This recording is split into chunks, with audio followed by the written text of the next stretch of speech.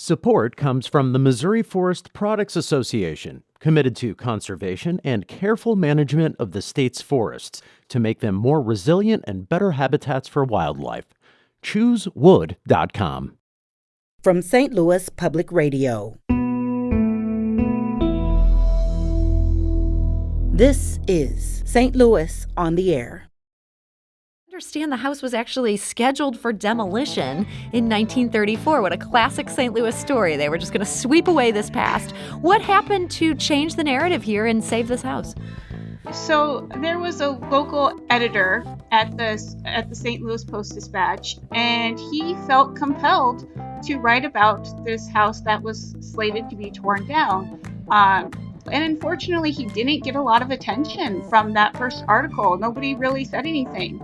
But in the meantime, he found out that Denver was saving Field's home when he had lived there. And so he wrote a second article saying, how horrible is it that Denver can save his home, but we can't save his birthplace?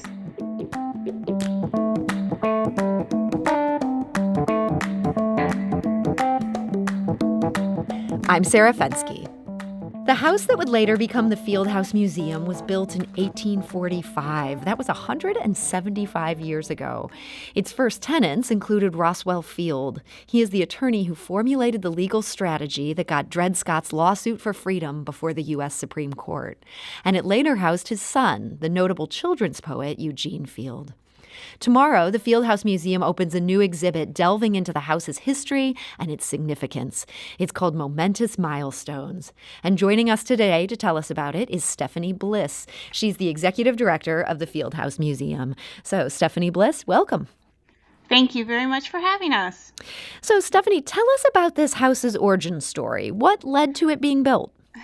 So, the property was actually gifted to what would become the St. Louis Public Schools way back in the 1800s. And the schools, since they were given so much property throughout the city, they actually leased it out. And one of the gentlemen who leased some of the property was Mr. Walsh, and he was a businessman here in St. Louis. And he decided to build some rental units in a location south of what was called downtown at the time. We consider it the heart of downtown by today's standards, but at the time it was actually the southern part of St. Louis. Okay. So was this a largely residential area at that point? What was going on there in 1845? Yeah, so the area was pretty residential. It wasn't considered a neighborhood like Lucas Place, where the Campbell House currently is, but it was a residential area. We had horse stables, a church. There was a women's association nearby.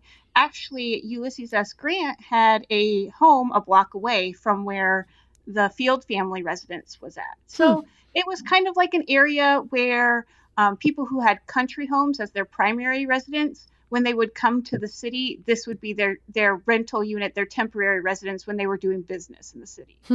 So was that the case for the most famous tenant of this house, that is the attorney Roswell Field? So the Fields actually moved into the residence. They were getting away from the city. Their first child died in the cholera epidemic of 1849, and their home that was in the city at the time came very close to the Great Fire of St. Louis. So they wanted to build a countryside home in what is now Carondelet. Oh, wow. That was way out in the country back in the day, right? That was. And so they needed a temporary residence that was further out. And so they decided to rent the unit at what is now 634 South Broadway. At the time, it was 5th Street. Okay. So this unit, how long did the Field family end up living there? They lived there for several years. When Roswell Field, who was an attorney, and his wife moved into the residence, they had their son Eugene. They also had a few more children. And Roswell was doing his court cases. And then at the time, when they were living there, his wife Frances passed away after giving birth to a child. And this was when Eugene was about 6 years old. And he decided to send his two boys Eugene and his younger brother Roswell Jr. to live with their aunt and their cousin in Amherst, Massachusetts, because he felt they needed a mother figure in their lives, and he was not going to remarry. He had found the love of his life, and he didn't feel he was in a place to do that sort of thing.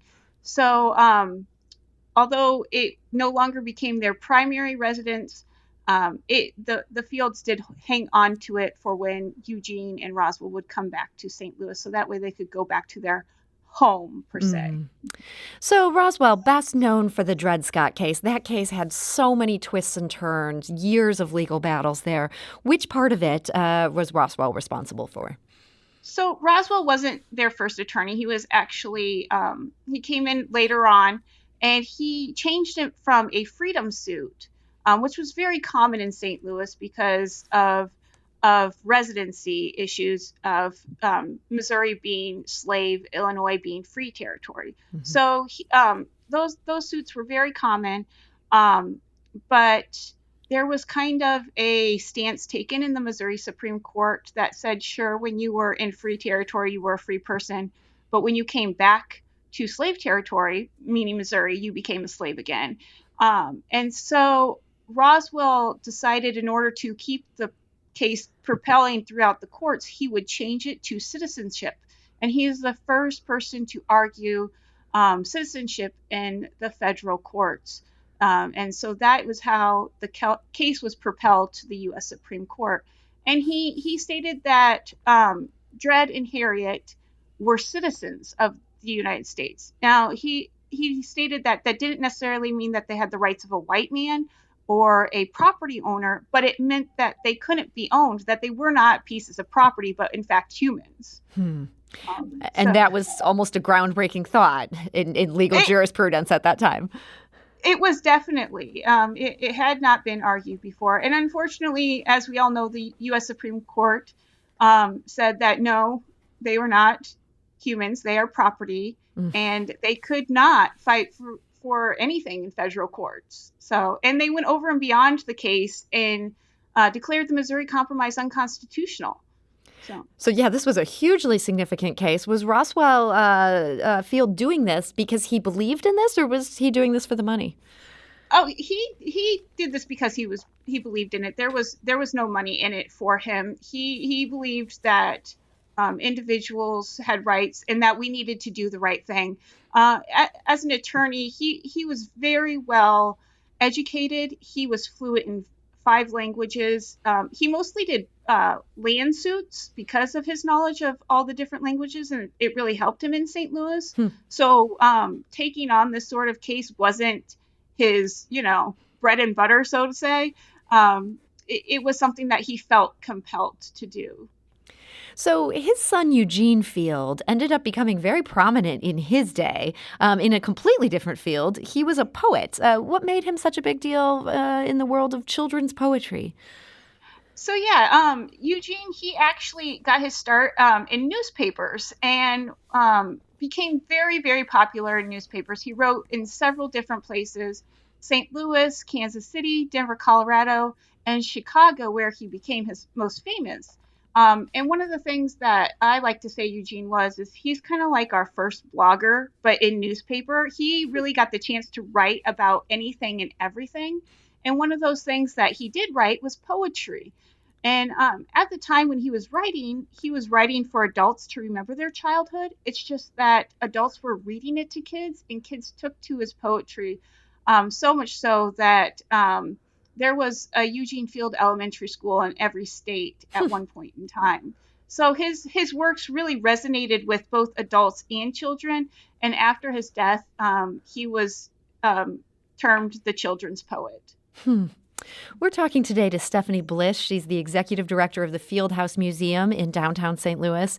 It's celebrating its 175th birthday. That's the focus of a new exhibition that opens tomorrow called Momentous Milestones. We're talking about some of those milestones here today: Roswell Field and then his son Eugene Field. Stephanie, I understand the house was actually scheduled for demolition in 1934. What a classic St. Louis story. They were just going to sweep away this past. What happened to change the narrative here and save this house? So there was a local editorial editor at the St. Louis Post-Dispatch, and his name was Irving Dilliard, and he felt compelled to write about this house that was slated to be torn down. Um, he had known about Eugene Field as a writer, and he knew that the birthplace was the home at 634 South Broadway because in 1902 Mark Twain came and dedicated a plaque there as Eugene's birthplace. It's still on the wall outside the house today. And so Dilliard wrote an article, and unfortunately, he didn't get a lot of attention from that first article. Nobody really said anything. But in the meantime, he found out that Denver was saving Field's home when he had lived there. And so he wrote a second article saying, how horrible is it that Denver can save his home, but we can't save his birthplace? And there was a gentleman named Jesse P. Henry of Daniel and Henry Insurance here in St. Louis. And he saw the article in bed one night, is the story. And he felt so compelled that in the middle of the night, he was going to get up and find out who had owned the house, and because he was going to save it. And his wife told him, hang on, we'll go in the morning.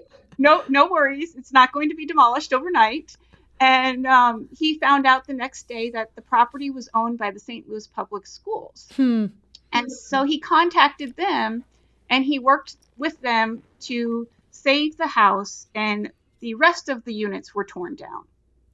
But this particular house was saved, and I understand that in part because of this arrangement with the St. Louis Public Schools, their students still get in free today. Is that actually true? Yes. So since the 1930s, 1934 and 1935, the school children actually raised almost $2,000 in pennies and nickels and dimes in their penny drive. And so they helped save the house. And for the years that the schools ran it, they used it as a field trip destination.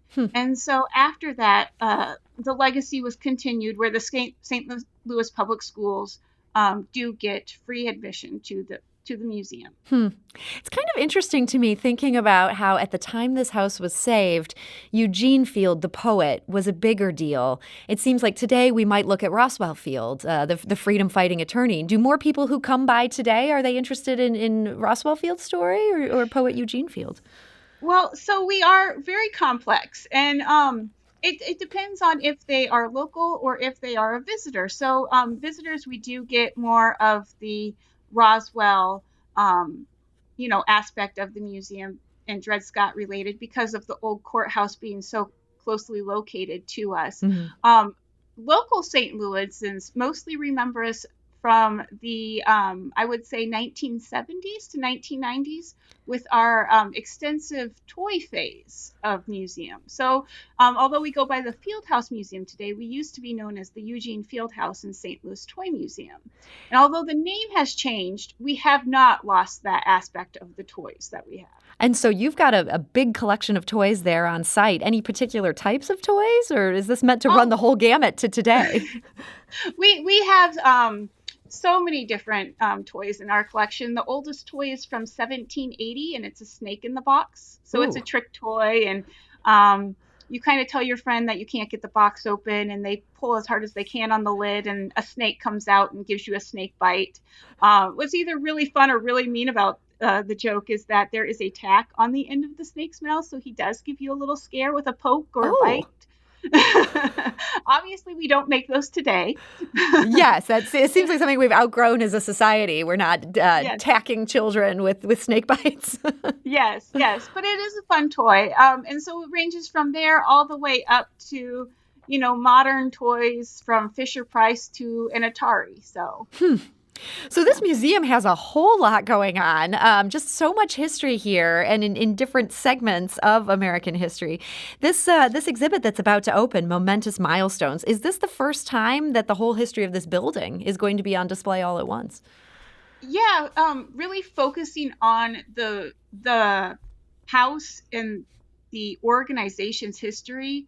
This is the first time we've really done something like this. Before, we've had snapshots of our past, especially when we opened our expansion in 2016. So along with our historic house, we have 4,000 square foot museum expansion. And when we did reopen, we kind of touched on some of that, but this is the first time we were really delving truly into our history and those people who helped not only save us, but have supported us and helped us survive the 175 years that we've made it so far.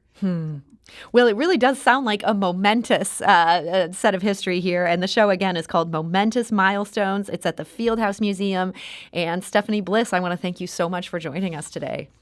Thank you very much. And Stephanie, again, is the executive director of the Fieldhouse Museum. That's in downtown St. Louis. Tomorrow on St. Louis on the Air, we'll meet Reginald Dwayne Betts, and we'll learn about his journey from being a juvenile offender to a Yale graduate. We'll meet the Reverend Michelle Higgins, the first Black woman to lead St. John's Church. And we'll listen into a radio resistance conversation involving the legendary track star, Tommy Smith. We also want to ask for your help with something. A recent Pew Research Center survey found that Americans are increasingly confident they can safely attend services at a church, temple, mosque, or other house of worship. And the percentage who say they actually have worshiped in person this spring is slightly higher than it was last summer. So we want to hear from you. How has the pandemic affected your religious practices? Have you returned to in-person worship? Why or why not? Let us know by emailing us at talk@stlpr.org.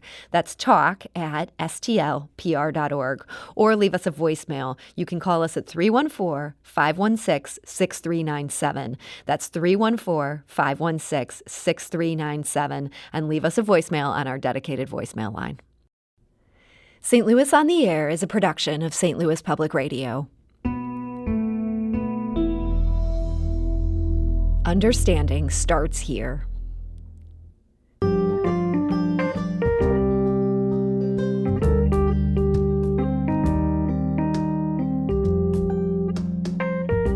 Do you find yourself regularly listening to episodes of St. Louis on the Air? Suggest us to a friend you think might enjoy our conversations. And leave us a review and rating on Apple Podcasts on the App Store. It's the simplest way to help people discover our show. Thanks. St. Louis Public Radio is a member-supported service of the University of Missouri, St. Louis.